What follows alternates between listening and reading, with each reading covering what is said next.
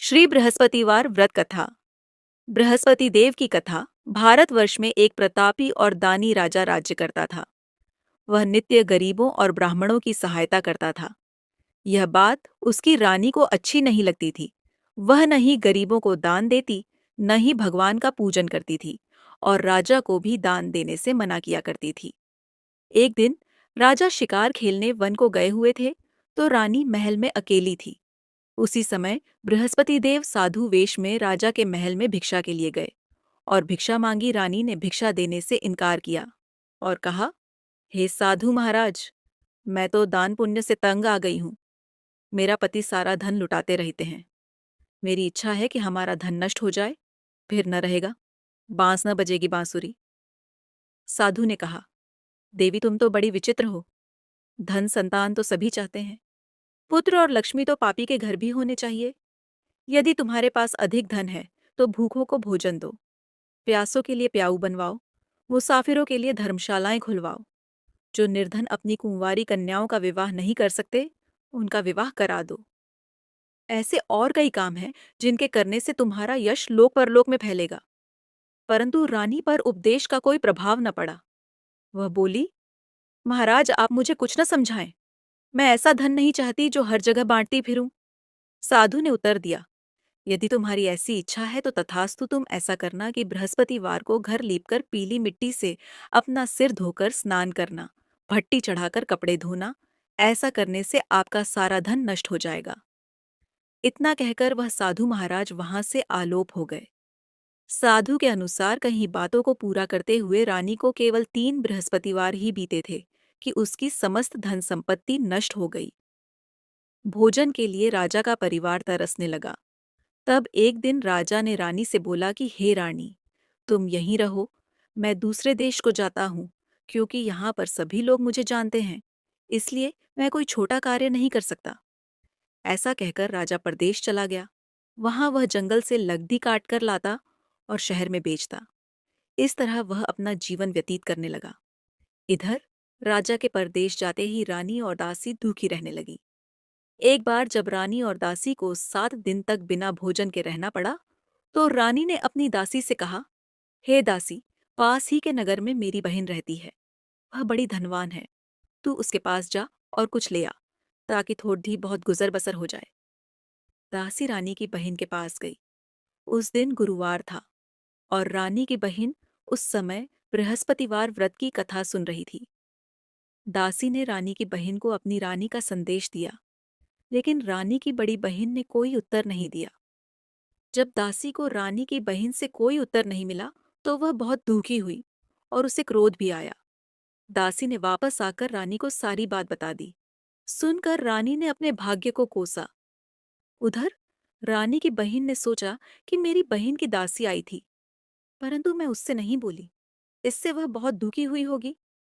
कथा सुनकर और पूजन समाप्त करके वह अपनी बहन के घर आई और कहने लगी, हे बहन, मैं बृहस्पतिवार का व्रत कर रही थी।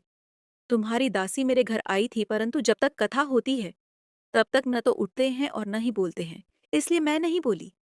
कहो दासी क्यों गई थी? रानी बोली, बहन, तुमसे क्या छिपाऊं, हमारे घर में खाने तक को अनाज नहीं था।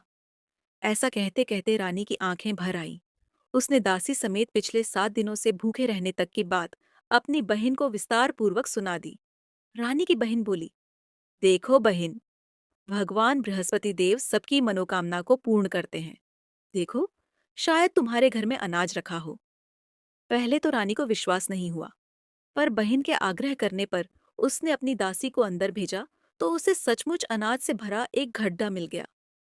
यह देखकर दासी को बड़ी हैरानी हुई। दासी रानी से कहने लगी, हे रानी, जब हमको भोजन नहीं मिलता तो हम व्रत ही तो करते हैं, इसलिए क्यों न इनसे व्रत और कथा की विधि पूछ ली जाए, ताकि हम भी व्रत कर सकें। तब रानी ने अपनी बहन से बृहस्पतिवार व्रत के बारे में पूछा।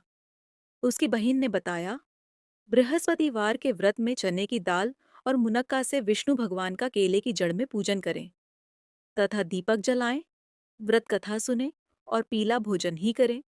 इससे बृहस्पति देव प्रसन्न होते हैं। व्रत और पूजन विधि बताकर रानी की बहन अपने घर को लौट गई। 7 दिन के बाद जब गुरुवार आया तो रानी और दासी ने व्रत रखा। घुड़साल में जाकर चना और गुड़ लेकर आईं, फिर उससे केले की जड़ तथा विष्णु भगवान का पूजन किया। अब पीला भोजन कहाँ से आए, इस बात को लेकर दोनों बहुत दुखी थे। चूंकि उन्होंने व्रत रखा था, इसलिए बृहस्पति देव उनसे प्रसन्न थे। इसलिए वे एक साधारण व्यक्ति का रूप धारण कर 2 थालों में सुंदर पीला भोजन दासी को दे गए। भोजन पाकर दासी प्रसन्न हुई और फिर रानी के साथ मिलकर भोजन ग्रहण किया। उसके बाद वे सभी गुरुवार को व्रत और पूजन करने लगी। बृहस्पति भगवान की कृपा से उनके पास फिर से धन संपत्ति आ गई, परंतु रानी फिर से पहले की तरह आलस्य करने लगी। तब दासी बोली, देखो रानी, तुम पहले भी इस प्रकार आलस्य करती थी। तुम्हें धन रखने में कष्ट होता था, इस कारण सभी धन नष्ट हो गया, और अब जब भगवान बृहस्पति की कृपा से धन मिला है तो तुम्हें फिर से आलस्य होता है। रानी को समझाते हुए दासी कहती है कि बड़ी मुसीबतों के बाद हमने यह धन पाया है, इसलिए हमें दान पुण्य करना चाहिए, भूखे मनुष्यों को भोजन कराना चाहिए, जिससे तुम्हारे कुल का यश बढ़ेगा, स्वर्ग की प्राप्ति होगी और पितृ प्रसन्न होंगे। दासी की बात मानकर रानी अपना धन शुभ कार्यों में खर्च करने लगी, जिससे पूरे नगर में उसका यश फैलने लगा। एक दिन राजा दुखी होकर जंगल में एक पेड़ के नीचे आसन जमाकर बैठ गया। वह अपनी दशा को याद करके व्याकुल होने लगा। बृहस्पतिवार का दिन था। एकाएक उसने देखा कि निर्जन वन में एक साधु प्रकट हुए। वह साधु वेश में स्वयं बृहस्पति देवता थे। लकड़हारे के सामने आकर बोले, हे लकड़हारे, इस सुनसान जंगल में तू चिंतामग्न क्यों बैठा है? लकड़हारे ने दोनों हाथ जोड़कर प्रणाम किया और उत्तर दिया, महात्मा जी, आप सब कुछ जानते हैं, मैं क्या कहूँ? यह कहकर रोने लगा और साधु को अपनी आत्मकथा सुनाई। महात्मा जी ने कहा, तुम्हारी स्त्री ने बृहस्पति के दिन बृहस्पति भगवान का निरादर किया है, जिसके कारण रुष्ट होकर उन्होंने तुम्हारी यह दशा कर दी। अब तुम चिंता को दूर करके मेरे कहने पर चलो तो तुम्हारे सब कष्ट दूर हो जाएंगे और भगवान पहले से भी अधिक संपत्ति देंगे। तुम बृहस्पति के दिन कथा किया करो।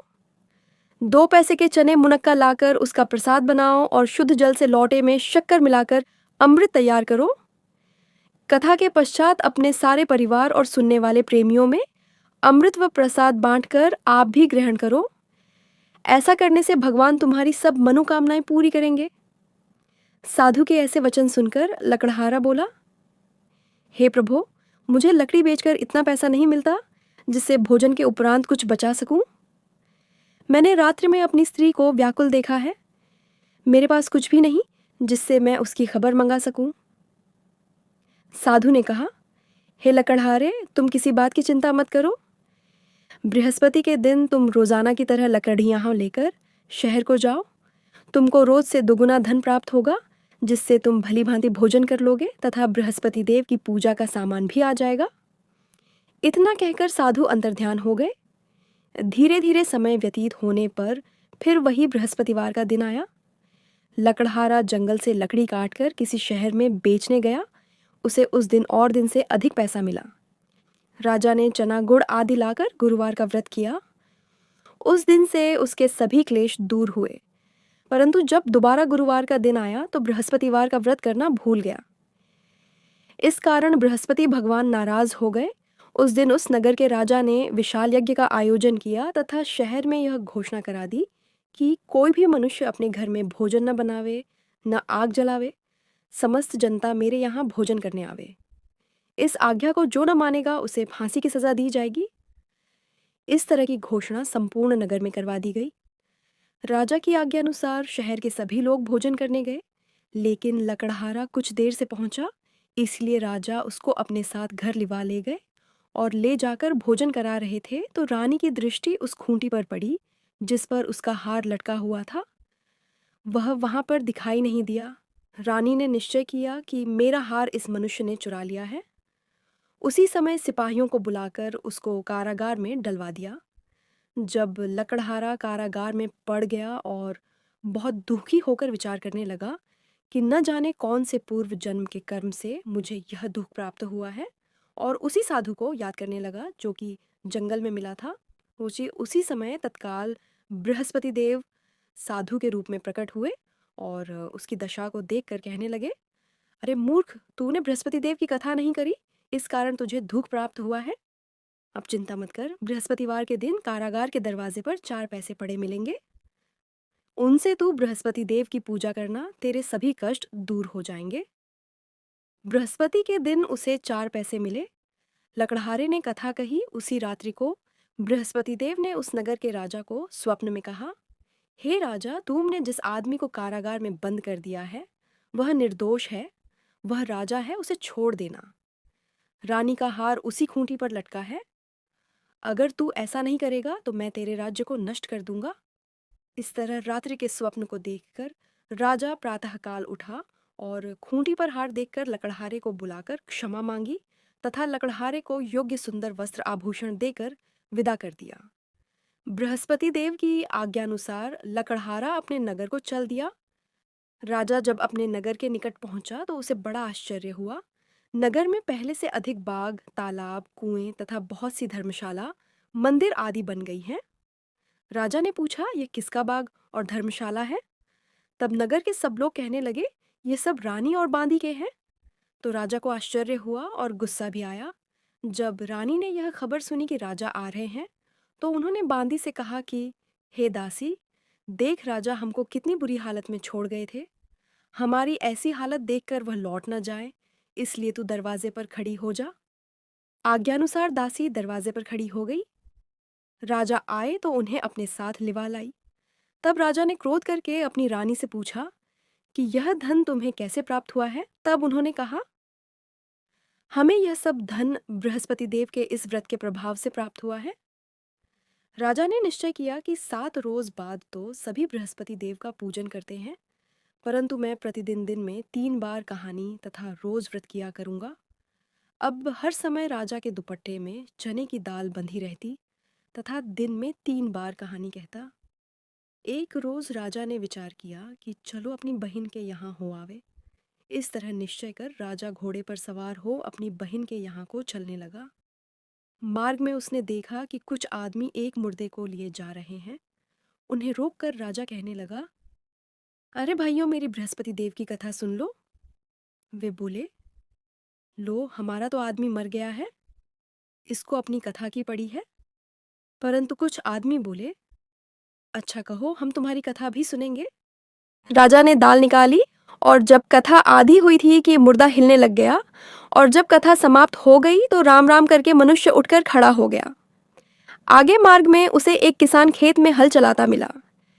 राजा ने उसे देख और उससे बोले, अरे भैया, तुम मेरी बृहस्पतिवार की कथा सुन लो। किसान बोला, जब तक मैं तेरी कथा सुनूंगा तब तक 4 हरैया जोत लूंगा। जा अपनी कथा किसी और को सुनाना। इस तरह राजा आगे चलने लगा। राजा के हटते ही बैल पछाड़ खाकर गिर गए तथा किसान के पेट में बड़ी जोर का दर्द होने लगा। उस समय उसकी माँ रोटी लेकर आई। उसने जब यह देखा तो अपने पुत्र से सब हाल पूछा और बेटे ने सभी हाल कह दिया। तो बुढ़िया दौड़ी दौड़ी उस घुड़सवार के पास गई और उससे बोली कि मैं तेरी कथा सुनूंगी, तू अपनी कथा मेरे खेत पर चलकर ही कहना। राजा ने बुढ़िया के खेत पर जाकर कथा कही, जिसके सुनते ही वह बैल उठ खड़े हुए तथा किसान के पेट का दर्द भी बंद हो गया। राजा अपनी बहन के घर पहुंचा। बहन ने भाई की खूब मेहमानी की। दूसरे रोज प्रातःकाल राजा जगा तो वह देखने लगा कि सब लोग भोजन कर रहे हैं।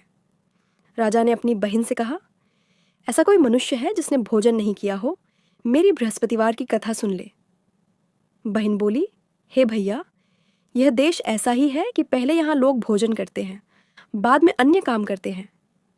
अगर कोई पड़ोस में हो तो देख आऊं। वह ऐसा कहकर देखने चली गई, परंतु उसे कोई ऐसा व्यक्ति नहीं मिला जिसने भोजन न किया हो। अतः वह एक कुम्हार के घर गई जिसका लड़का बीमार था।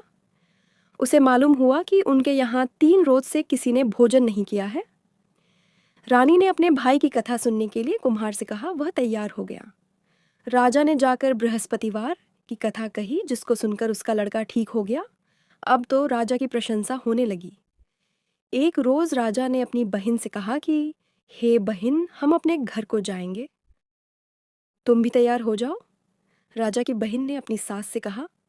सास ने कहा, हाँ चली जा, परंतु अपने लड़कों को मत ले जाना, क्योंकि तेरे भाई की कोई औलाद नहीं है। बहन ने अपने भैया से कहा, हे भैया, मैं तो चलूंगी पर कोई बालक नहीं जाएगा। राजा बोला, जब कोई बालक नहीं चलेगा तब तुम ही क्या करोगी? बड़े दुखी मन से राजा अपने नगर को लौट आया। राजा ने अपनी रानी से कहा, हम निर्वंशी हैं, हमारा मुंह देखने का धर्म नहीं है और कुछ भोजन आदि नहीं किया। रानी बोली, हे प्रभु, बृहस्पति देव ने हमें सब कुछ दिया है, वह हमें औलाद अवश्य देंगे। उसी रात को बृहस्पति देव ने राजा से स्वप्न में कहा, हे राजा, उठ, सभी सोच त्याग दे, तेरी रानी गर्भ से है। राजा की यह बात सुनकर बड़ी खुशी हुई। 9वें महीने में उसके गर्भ से एक सुंदर पुत्र पैदा हुआ। तब राजा बोला, हे रानी, स्त्री बिना भोजन के रह सकती है पर बिना कहे नहीं रह सकती। जब मेरी बहन आवे तो मुझसे कुछ कहना मत। रानी ने सुनकर हाँ कर दिया। जब राजा की बहन ने यह शुभ समाचार सुना तो वह बहुत खुश हुई तथा बधाई लेकर अपने भाई के यहाँ आई। तभी रानी ने कहा, घोड़ा चढ़कर तो नहीं आई, गधा चढ़ी आई। राजा की बहन बोली, भाभी, मैं इस प्रकार न कहती तो तुम्हें औलाद कैसे मिलती? बृहस्पति देव ऐसे ही हैं, जैसी जिसके मन में कामनाएं हैं सभी को पूर्ण करते हैं। जो सद्भावनापूर्वक बृहस्पतिवार का व्रत करता है एवं कथा पढ़ता है अथवा सुनता है, दूसरों को सुनाता है, बृहस्पति देव उसकी सभी मनोकामना पूर्ण करते हैं